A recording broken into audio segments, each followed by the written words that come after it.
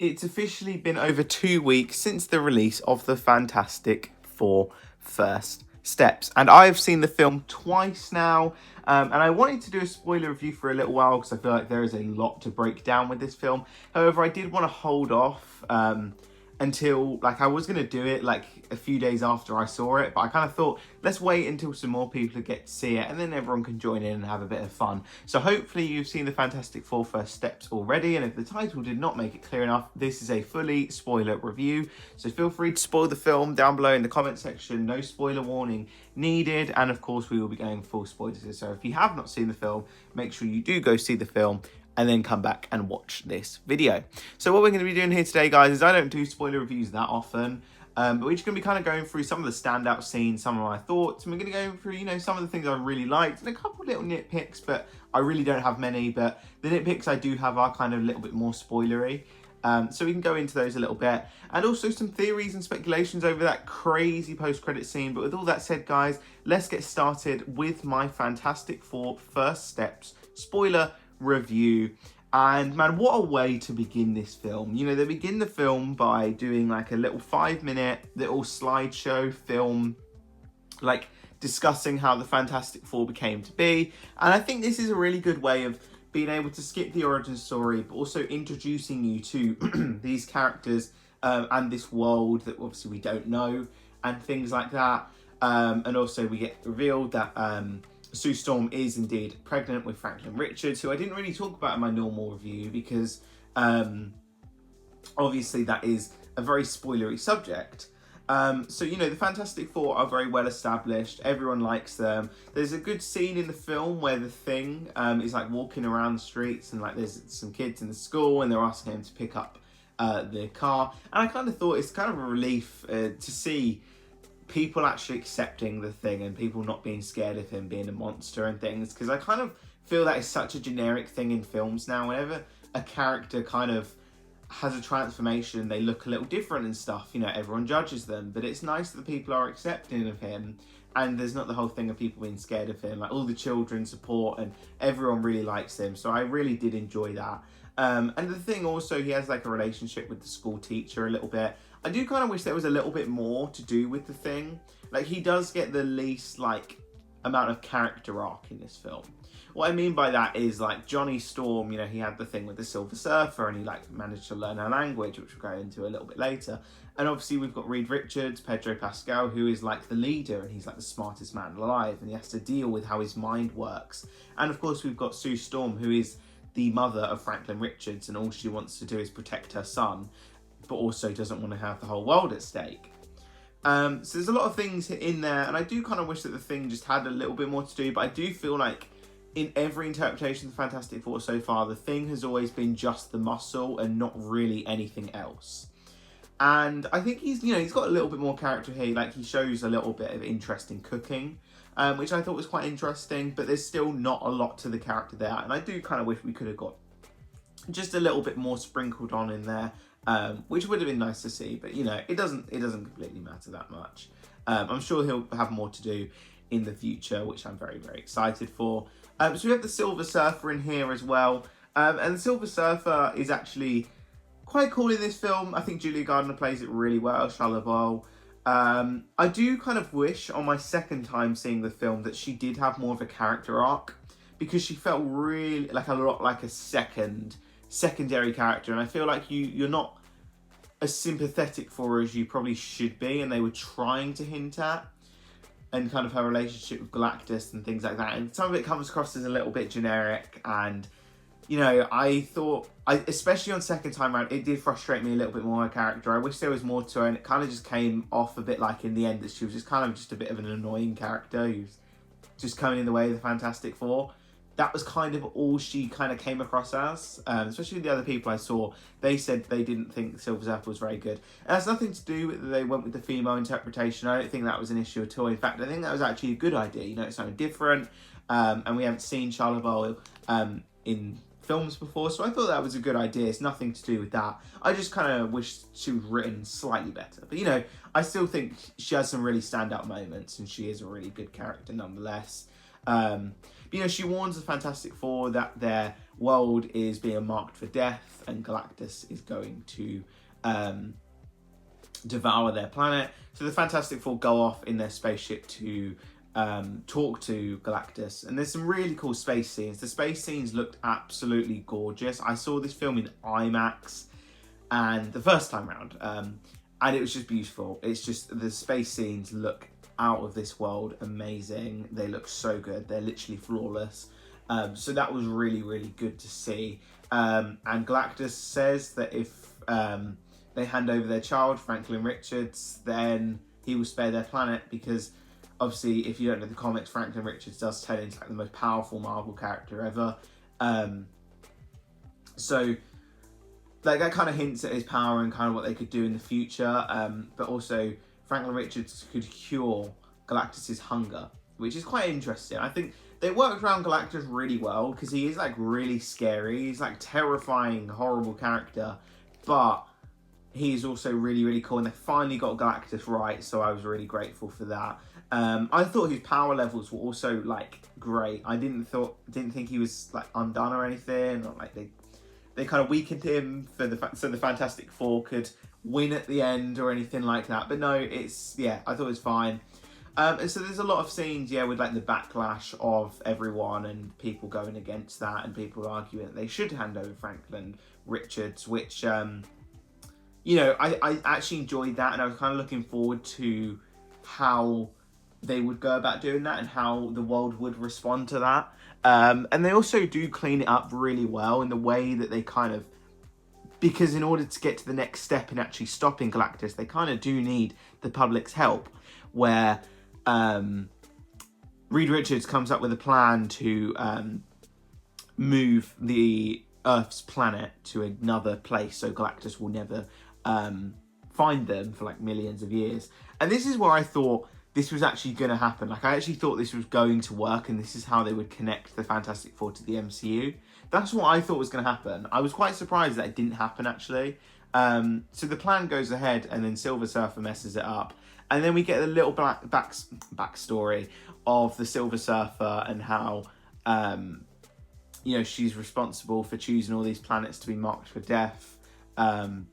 With Joseph Quinn, Human Torch, she manages to like learn her language and find a way to communicate with her, because she said like a I can't remember what it was called. I think it was some phrase that was talking about death or something. I can't remember the exact phrase, but he learned the language, which was quite cool, and just gave him a little bit more of a character arc, which was good.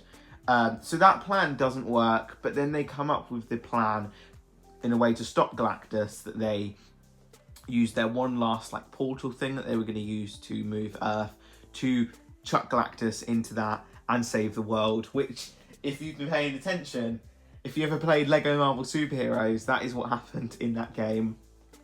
The final boss, you fight Galactus with all the Avengers on the SHIELD helicarrier, and you throw Galactus into a portal and send him to like another dimension world, so he's like stranded there. That's what they do here as well, which is actually quite funny. They kind of had that twice.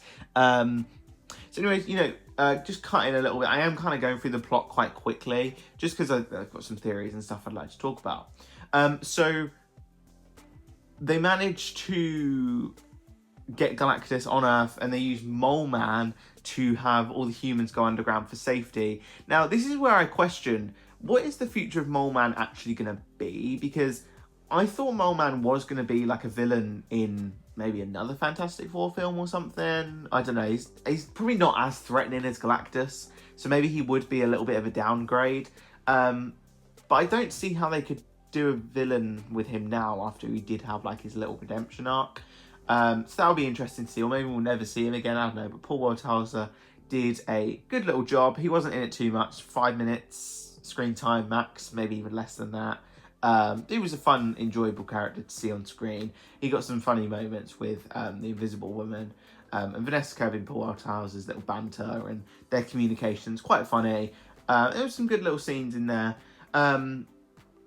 So once everyone's underground, Galactus comes to Earth, or comes to Earth basically, and is like stomping around, and he's destroying buildings, and they use Franklin as bait, kind of, which is a debate that they had earlier on, where they use Franklin's baby carrier, and then they swap it out, but Galactus has like a scanner where he can see where Franklin is, so he doesn't fall for the trap of going through the portal straight away.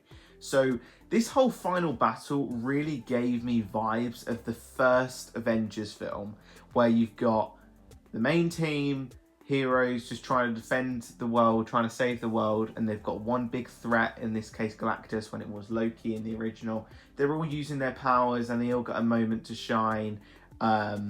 And I thought that scene was really good. The final battle I actually loved. I do wish it was a little bit longer. Second time around I noticed I thought it was a little bit shorter. I kind of wish it would have been a little bit longer, but it doesn't really matter all that much. You know, Galactus is not a character to get right in live action. However, I think he was actually really, really great. I thought they got him right. You know, he was threatening. He was gigantic. The CGI looked amazing. They were Ineson to do the voice. Or the voice, I guess you could say the voice, or the role. I don't really know. But they got him to do it, and he did a phenomenal job. So I didn't really have a lot of issues with Galactus all in all. Like I say, when I did see it second time, the people I went with said that they did nerf Galactus a little bit. And I guess that'll bring me on to the defeat of Galactus. And if I'm completely honest, I didn't really have any issues with the defeat of Galactus. So what happened is the Invisible Woman pushes Galactus through the portal that the last remaining portal the Fantastic Four had, to send him to another dimension for millions of years, because this is after Galactus does get his hands on Franklin, and we just see the Invisible Woman go full savage mode. And I thought Vanessa Kirby did a phenomenal job during this scene of the film, and you really feel the rage and like that savage idea come out. And I really liked it, because also, you know, I don't think a lot of people realise that the Invisible Woman, I think it's safe to say, is the most powerful member of the Fantastic Four. I think that is safe to say. And I think she just got so many good moments to stand out. And it was kind of just so relieving to see her actually get done right, when so many times before they've really, really struggled and the powers just haven't been used right, and she's just not had that kind of mother of the family kind of idea. So I thought all in all that was really, really great. So Galactus is gone. Silver Surfer finally pushes Galactus through after he kind of breaks out. This was like Johnny Storm's second attempt at sacrificing himself, but he didn't successfully do it either. So Silver Surfer's gone, so that might be the end of Julia Gardner's Charlotte Bowl. You know, she was alright. I thought Julia Gardner did a great job. I've got absolutely no complaints with her performance. Just maybe they could have given the character a little bit more screen time and a little bit more development, but that's besides the yeah, that wasn't the main priority, which I accept. So Galactus is defeated, and the world is saved, and everyone loves the Fantastic Four yet again.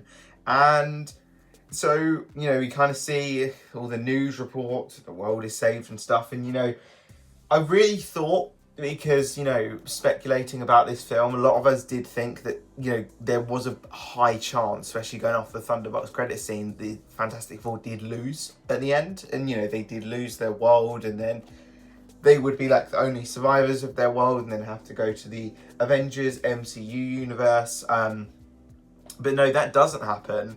And, you know, I feel like there was so many situations where they could just win, and it feel like such a cop-out. Like, Marvel just really didn't have the guts to do it. But genuinely, I really felt like it felt right that they saved their world, because it feels like they still have that heroic nature to go into Doomsday. You know, they're not going into Doomsday feeling like they're failures and they failed their own world. So they failed one world. What hope have they got for the entire multiverse? It's that kind of thing. So I was kind of actually quite satisfied with how they were able to do that. And, you know, they revolve it around Franklin, which I did think was fine. And I don't know, I thought it was a great way to introduce the Fantastic Four. And, you know, they've gone up against a massive threat already, so let's see them go up against Doom and his army. So the Fantastic Four, basically ends there. So there is a funny scene with like a seatbelt scene, which if you're watching the film, that scene lasts for probably about 2.5 minutes, maybe a little bit less. And my God, that scene does drag. That is a big thing of this film, is it's not actually that long of a film. It's actually under 2 hours. And the film never drags, apart from that one tiny seatbelt scene. But it's kind of supposed to be like that, so it's not really an issue.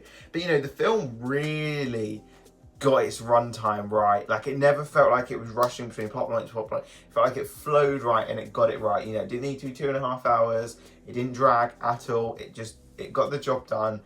And, you know, my only complaint, maybe an extra 10 minutes for some more Silver Surfer. Maybe a few more scenes with Galactus, and maybe extend the final battle just a little bit. But, you know, they are all issues which would involve CGI, budget, stuff. So, yeah. So, with that said, that is the end of the Fantastic Four first step. But it is not the end, because we have the post and mid credit scene. So, as for the post-credit scene, the post-credit scene is the one you want to stick around for. Unlike Thunderbolts, it's kind of the other way around. So it's a 4-year time jump, and Sue is sat with Franklin, and Franklin is a little bit older now. He's about 4 years old, and they're sitting reading, and then she gets up to go get a new book for them to read, and Herbie's there. Herbie's alive, thank God. Galactus did not kill him or anything like that. Thank God, I'm very, very glad he didn't. So she's kind of getting a new book, whatever. And then she turns back, she walks back, and then there's a cut, and Dr. Doom is sat there with his mask off, holding Franklin Richards. And then we go black screen. The Fantastic Four will return in Avengers Doomsday, and that was a really good little credit scene, if I'm completely honest. You know, one of the big issues with Marvel recently is there's been so many credit scenes, you know, like Harry Styles in Eternals, or like the Blade thing, and just loads of other ones where they, you know, the credit scenes have just not gone anywhere. And, you know, spoilers for Thunderbolts, you know, at the end of Thunderbolts there was the Fantastic Four ship. I thought the credit scene might link to that somehow. I thought maybe there will be a scene where, you know, they're like, oh, we're getting some readings from this other universe or something. There's something going on. So they jump in the ship and then they're suddenly transported to the MCU universe. Something like that. But no, they show Doctor Doom, which I actually think was a good move, because I saw a lot of people on the internet saying like, oh, they should have shown Robert Downey Jr. But really, that's just dangling keys in my opinion, because, you know, a lot of moviegoers don't know Robert Downey Jr. has actually been cast as Doctor Doom. So why would they show him? Because a lot of people would just be like, hold on, why is Tony Stark dressed as in this cloak, and why is he alive, and why is he in this other universe with the Fantastic Four? So, you know, things like that. And there is just before we get onto some theories and speculations and future stuff, things like that, there is a end credit scene which is like an homage to the original Fantastic Four cartoon. It's fun, it's okay. I feel like a lot of credit scenes these days, not just Marvel, but just credit scenes in general, are just there for the sake of having a credit scene. They're really nothing too big. But this one, you know, it was good, it was quite cute. Still not really a whole lot to stick around for, and I guess a lot of people might be underwhelmed if you have the Doctor Doom one first and you get all excited for that, and then you've got the other one at the end. But, you know, it's fine. It doesn't matter. And so let's move on to some theories and speculations and future stuff. So I guess we'll start off with the main thing being Doctor Doom, and how does this connect with the whole MCU universe? Now, I really don't have a lot to go off of. My main thing that I've been hearing, and kind of the thing I've latched onto as well, is that Franklin is transforming Victor Von Doom's face to possibly look like Tony Stark. So there's been a big theory going around that, you know, Victor Von Doom, you know, obviously he's got his scarred face and stuff, and then he's gone to Franklin Richards because he knows his power, and he's changed his face to look like Tony Stark, so then we can go to the MCU universe and manipulate all of them and trick them into thinking Tony Stark is back. only at the end of Doomsday to reveal that he is indeed another Doctor Doom, and maybe we will get the casting of a different Doctor Doom. You know, some people saying maybe Cillian Murphy or something like that. I don't know, someone like that. That could be what happens. And that is a bit of a long stretch than casting someone else, but I wouldn't be surprised, genuinely. So that might be that he is just there to manipulate them and trick them into thinking that he is Victor Von Doom. And I'd also be interested in how the Fantastic Four end up in the MCU universe, because we got no hint or general, like, you know, tease of any of that. Like, the Fantastic Four ship is in the MCU universe. I know at the end of Thunderbolts, a lot of people saying that maybe it is Doctor Doom in that ship. I think that has become slightly more likely now, because it would make sense for him to be in that ship. Maybe he's taken Franklin, or maybe he's taken the ship to transform to the MCU. But maybe Doctor Doom has got his own powers where he can, like, jump between universes and timelines and stuff like that. So I personally think maybe Doomsday begins, I personally think Doomsday begins with Doctor Doom's backstory, and then we will cut straight to that Fantastic Four credit scene, and then we'll have a conversation between Sue and Victor. And, you know, we don't even know the relationship between Reed and Victor yet. Possibly there is, possibly there isn't something there, but it would be interesting if there was something there relating back to the comics and stuff, as they are old enemies. Which would be really, really fun. So maybe they do get an interaction before, you know, maybe they take Franklin, the Fantastic Four take Franklin and then just get in the ship and try and get away as fast as possible. Or maybe Doom takes Franklin, something like that. I'm not really sure. So I'm really excited for all of that. There's not a whole lot else to say. You know, there's only so much you can go off of when you've seen Doctor Doom there. And, you know, some people are already saying that they've got the mask and they've got the costume wrong. I think we should just wait a little bit. You know, we saw literally the back, we saw the hood, and we saw a little 1 second of that mask. So we'll wait and see for that. I'm not going to go judging on the design as of yet, but I can safely say it is better than the Fan Four Stick one as of yet. I actually really like the 2004 the first Fantastic Four film came out? 2000? Or was it 2005? I think it was. Something like that. Whenever that one came out, I actually thought the Doctor Doom in that was actually really good. Rest in peace to the actor, of course. So I guess that is kind of just going to wrap up this little spoiler review, guys. I actually really, really enjoyed doing this one. And I would like to do some speculations talking about the future of the Fantastic Four post-Doomsday, because, you know, I think we will see them after that. And, you know, it'd be really great to get another Fantastic Four film. There was one character who was cut from this film. I can't remember their name, though, but if you've been keeping up with the movie news and fandom, you do know what I'm talking about. But, you know, I also said earlier, like, Mole Man would probably be really tricky to do as a villain now, because he did have that little redemption arc. So we don't know.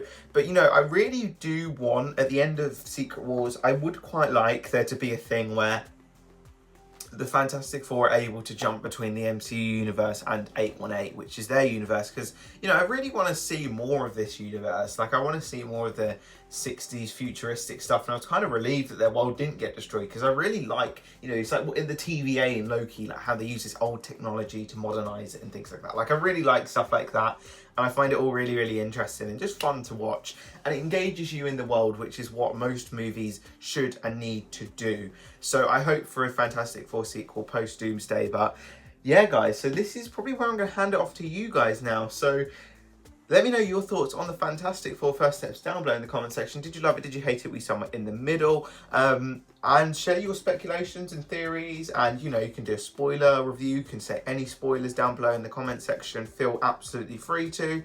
No need to put a spoiler warning up or anything like that. So just feel free to share any of your speculations and theories regarding the Fantastic Four first steps. And please do let me know, would you like to see me do more spoiler reviews and kind of more chill reviews as well? Because, you know, I don't really do spoiler reviews. I think I was saying earlier, the last one I did was the Super Mario Brothers movie, which was like two or 3 years ago now. So I'd like to do more spoiler reviews, because I haven't done one in like 2 years. you know, I'd like to possibly do more theory videos as well. So when like more Avengers Doomsday news comes out, I'd like to start doing a little bit more content on that. So let me know if you guys would be interested in seeing some of that. And as we approach kind of the middle of 2025 towards the end, there's not as much coming out, so I'm going to try and keep content up, and I'm going to try and also discuss things that I did miss and other things like that, and also films I didn't quite get to catch in the cinema, and there's just going to be loads of little reviews coming out like that. But this is where I hand off to you guys. Thank you so much for watching. Please do like and subscribe, share it with your friends and family, and let me know your thoughts on the Fantastic Four first steps down below. And see you guys in the next video.